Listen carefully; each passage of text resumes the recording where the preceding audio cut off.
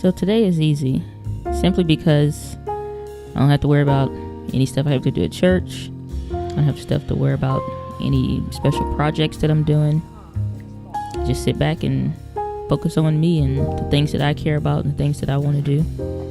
Not that I don't care about anything else, but different times you just gotta slow down to speed up.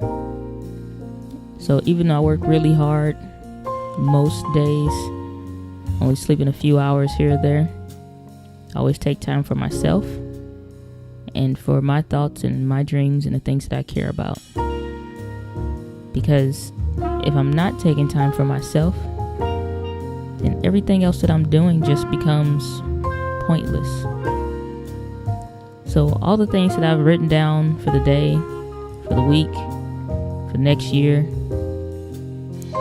this is my time for me to just sort those things out, just to clear my own head.